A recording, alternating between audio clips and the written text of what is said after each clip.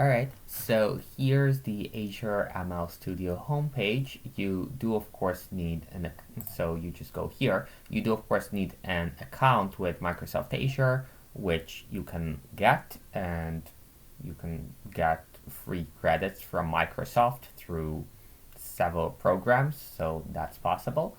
But you do need an account. So here I'm already logged in, and what I want to do is I want to go to my experiments. Now just I just created my CSV file, so what I want to do is I want to upload it. So I need to go to dataset, and I want to say that I want to upload a new one. So what I want to upload is faces.csv, so this guy. And now, okay, so it does have a header. I don't want to provide a description, and here it is. So I'm uploading it now, and you see that it's uploading here. So while it's uploading, let me create a new project that's going to actually use this data set. Oh, it's uploaded already. All right. So here you kind of can look around and see what they have, but you got to know that some of those are not really convenient to use. Now, as it turns out, this kind of thing, so the multi-class neural network thing, is pretty easy to use and adapt. So here it is. Let me save the thing as something called, let's say, faces. So now I have my own copy. That the thing before was also my own copy, of course. So what I got to do now is I got to actually see how I can adapt my dataset to look like those guys. So here you have the MNIST train, MNIST test. So what I have is I have a single CSV file, so I'll have to split it up into training and test. And also I got to know what the labels actually look like. So let me open this in a notebook and see what the dataset looks like. This is one of the nice features, is any dataset you can just like open in an IPython notebook. So what I see here is that we need a column called label that's going to contain the actual label of the example, right? So those would be the features, and this would be the label. I can verify that by saying, okay, so what's frame label, like that, and this is what I get. So the name of the column is label, the type is an integer, so there we have it. Okay, so I need something like that. And I need, of course, a training set and a test set as well. So, okay, all right. So let me bring in my data set, so faces.csv. And to be honest, would probably do it in Python, but let's do it with the tools that ML Studio gives you. Let me change the name of the column. So here's what I need. I need to look at where the data transformation thing here is. So I clearly need manipulation, and what I need is I need probably edit metadata. So let me grab this and let me hook up faces.csv with edit metadata. So now here it says, okay, so I want to look at column,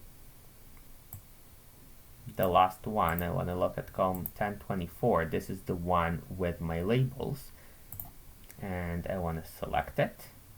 Okay. Now the data type, so for a label, so MNIST had an integer. I actually think a string would be appropriate. And this, it must be categorical. Categorical means that you have labels. And we need a new column names. The new column name is gonna have to be label, just like in MNIST. So it's gonna be label like that. All right. Okay, this was completed, so that's okay. Okay, so that's done. So now we have edit metadata. So now here for MNIST, we had the train and the test thing. And this is actually useful. So this is something that I would do in the studio. This is something that I would probably not do in the studio. I would probably rather do it in Python. So here what I can do is I can actually split the data into a training and a test set. And that would be done like that. So what I want is I want to split the data, and I'll hook up metadata like that. So I'll first edit the metadata, and then I'll pass the thing on into split data. So here it suggests kind of like to split it 50-50, and I think, okay, fine, that's what we'll do. So what I want to do now is I want to get rid of this guy and instead hook this guy into here. And I want to get rid of this guy and instead hook this guy into here.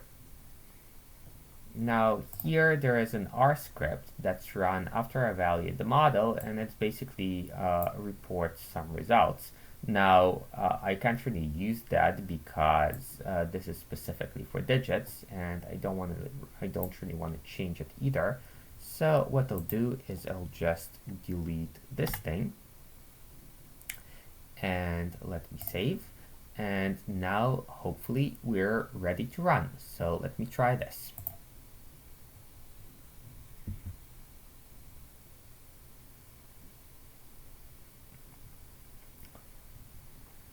So what happens is you get a clock that says how long things take to run.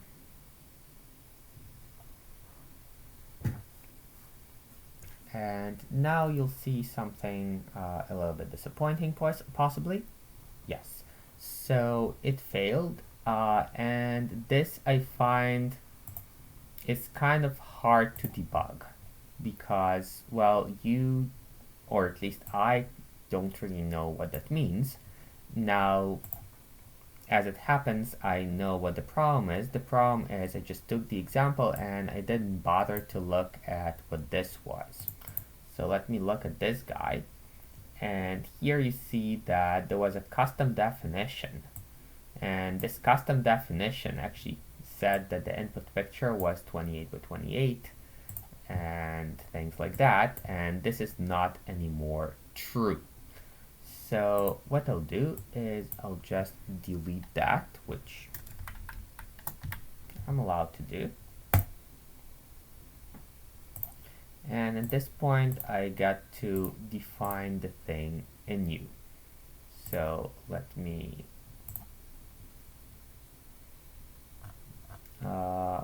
actually just delete that entirely and add a new multi-class neural network. So here we have multi-class neural network. I'll just edit like that, and here let's make it like, 20 pin units or something.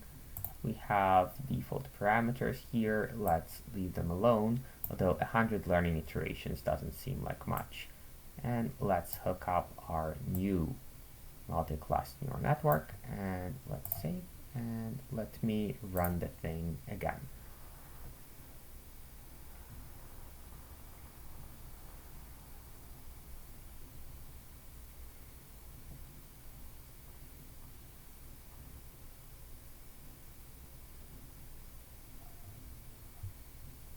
Okay, so here the training went pretty fast.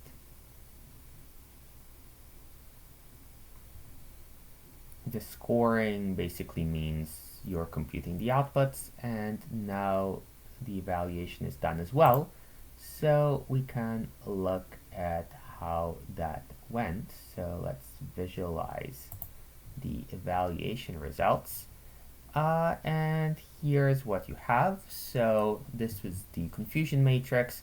So it said that in 80% of the cases, if it was Alec Baldwin, we said Alec Baldwin, which is pretty good, although not as good as what you could have done.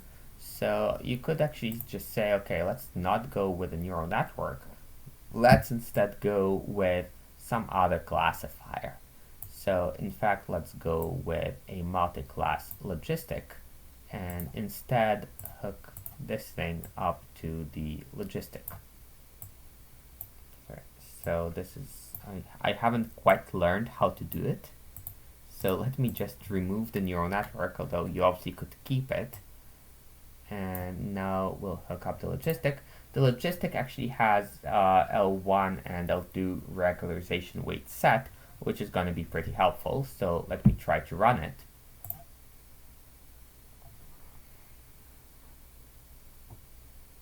And it runs pretty fast because the optimization that the logistic has here is pretty good. So it's done already.